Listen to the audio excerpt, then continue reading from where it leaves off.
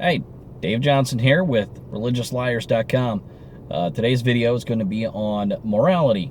How can you be moral if you don't believe in God? That's an excellent question. Before doing this video, I decided to do a quick little bit of research on YouTube and found a video from Dr. Lane Craig, or William Lane Craig, I'm sorry. All I did was search, how do you know God is good? There was his video. It's all of 1 minute and 50 seconds. One of the students in his class posed the same question. How do you know that God is good? His argument has obviously no evidence to it. It's just an argument for if there is a God, he must be maximally good, because that's the only being worth worshiping. That is the whole argument in a nutshell. God is maximally good because that would be the only concept of God worth worshiping. Think about that just for a second. That's his concept of God. There's no evidence to that statement whatsoever. It's just William Lane Craig saying,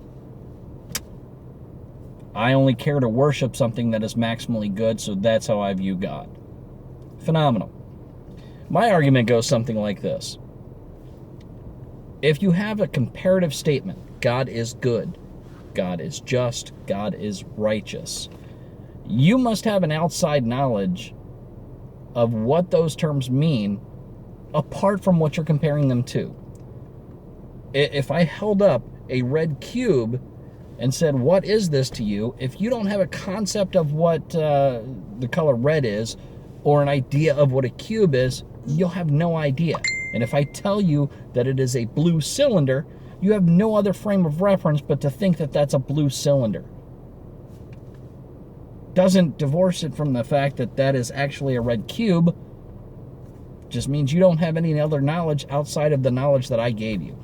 So in order to say God is good, you must have an outside knowledge of what good is apart from God.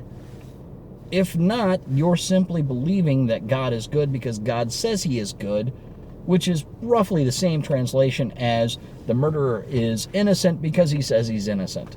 Makes absolutely no sense. Now, the next question that comes to mind is, well, if you don't believe in heaven and hell, if you don't believe in eternal reward or eternal punishment, why only be good? Or why strive to be good and why abstain from evil? So now the question has turned into, if there is no punishment, if there is no reward, why be moral? Well, if you're doing something solely for the purpose of gaining reward, that's not really moral, that's bribery. You're succumbing to bribery.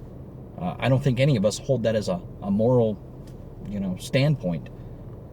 If you're avoiding evil and only doing good to avoid the fires of hell, that's not moral either. That's submitting yourself to coercion. That being said, having an outside definition of good, apart from God, we know that God could be evil. Certainly there's a plethora of backing in this in the Bible, that God could certainly just be a dick if he exists. So I find no reason, no valid or logical argument to tie morality to the concept of God or the belief in a deity. It makes absolutely no sense. And if we are going to do that, then we have to reconcile the fact that there are tribes throughout the world that have no concept of any type of deity. They are indigenously atheist, for example, and yet they maintain a society that some would hold as a much more moral society than most civilized societies. It's kind of hard to reconcile that with their disbelief in a God or their lack of belief. So, thank you very much for watching. Those are my couple of points on the idea of morality and tying that to the concept of belief in God. So, thanks. Have a good one. Check out ReligiousLiars.com and see you next time.